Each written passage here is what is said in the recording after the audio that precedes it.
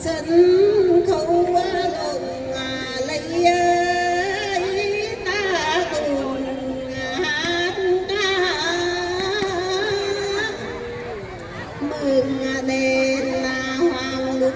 ơi xa nhà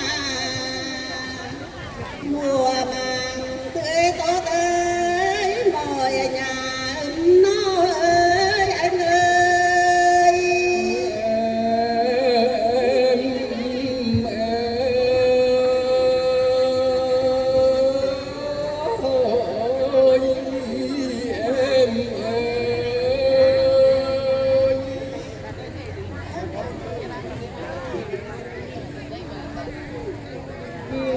hôm nay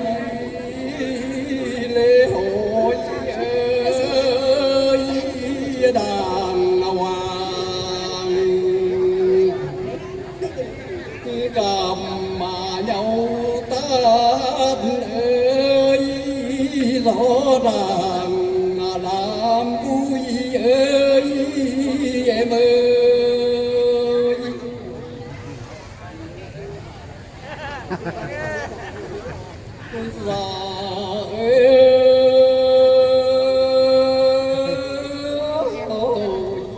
lấy đà rốc cân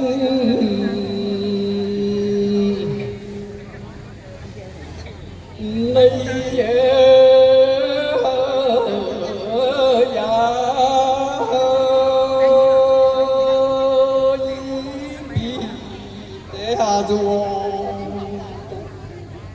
đầu ở cái đài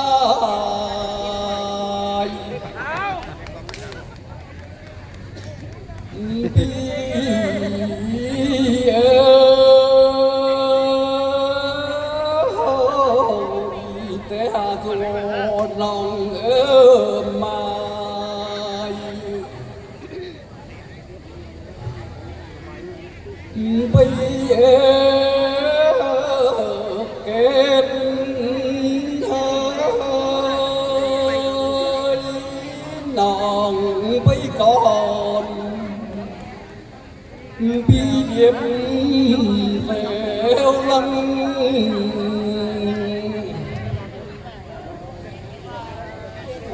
nòng ngài ở nhà phải yên tâm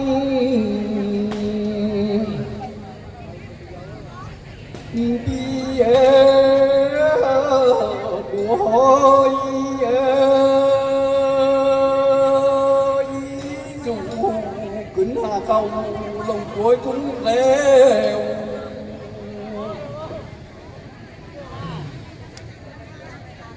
mặt phải hát phải kéo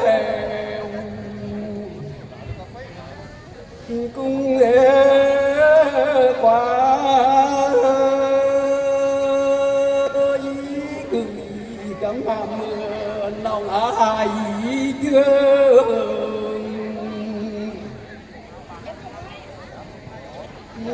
duyên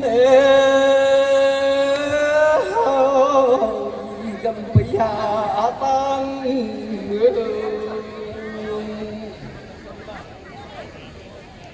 rồi ngắm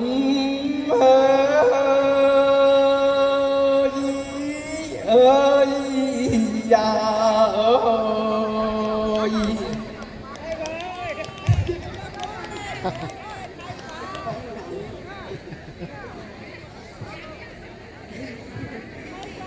văn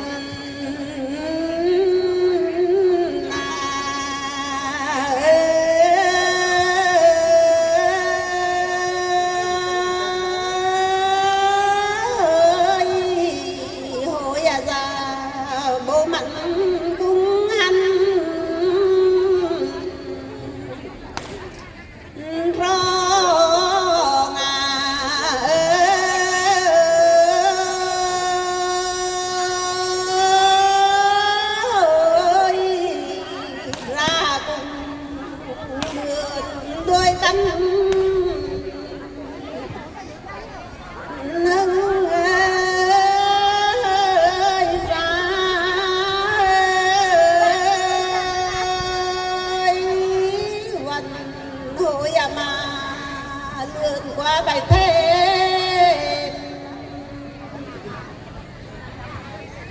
nó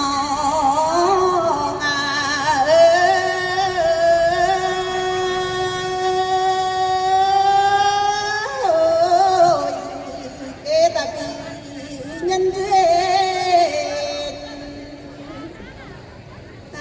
chắc ơi trời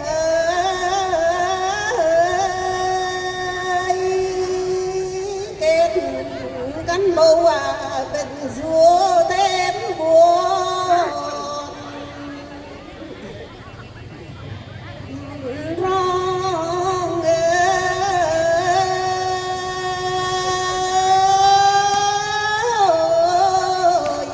bữa ngà mi tu ơi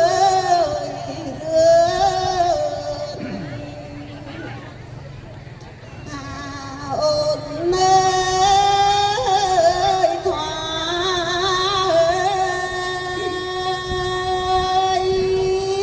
gấm lốm mà lượn qua bụi ơi xin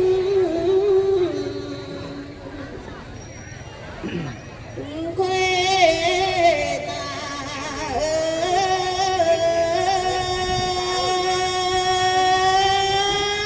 ơi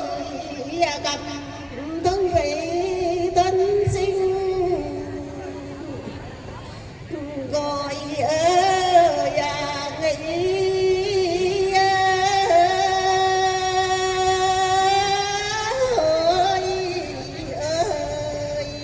chân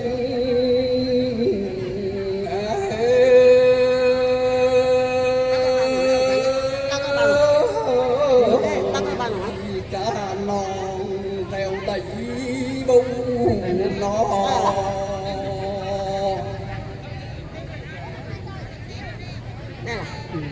có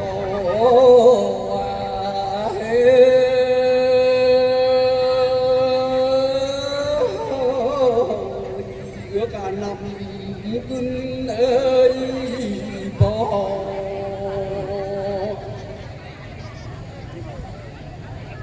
lòng mê chiến ơi tình thương ai nguyện cầm lông quên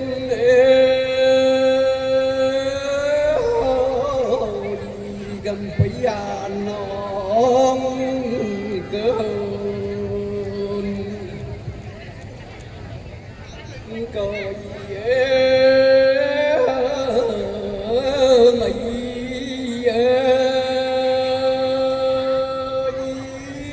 ơi già ơi thích mà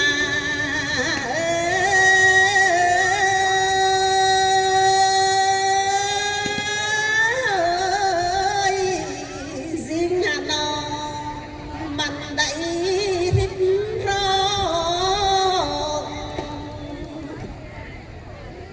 thương ơi căn là nằm bên đó nhằng ơi ru ơi như ngọc hoa phàm từ đời xưa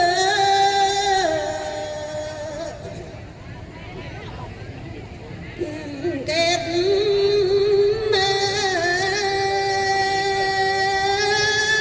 ơi gắm mà lục chuyện ơi mưa thế mãi con mẹ tao thân tao chùa với lửa lên bên yêu là can công cái này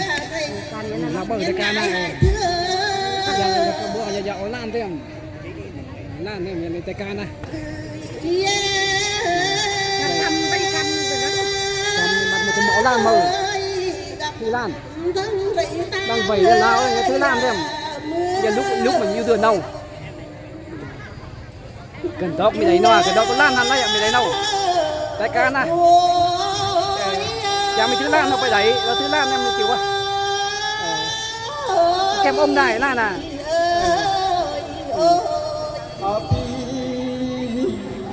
tiếp theo chương trình Hoàng Uyên với Kim Cúc chuẩn bị. dạ văn nòn Cần năng mà như bạn ấy đó. cầm Bạn cần năng bằng như bạn ấy đó. cái đâu Cần năng. chị là không rồi nhá tê đấy hát giỏi đâu Tên là hiệp sư hát đây đéo một beo gần giá cả to phân hạ phân phêu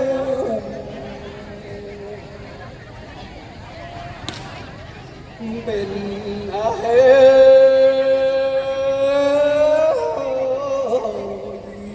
răng trên mảnh kêu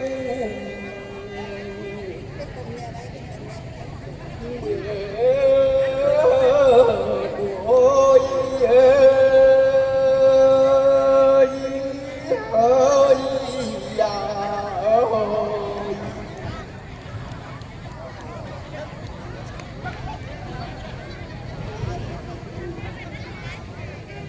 Tiếp theo chương trình Hoàng Uyên và Kim Cúc sẽ thể hiện và cô Hán Đình Phong chuẩn bị.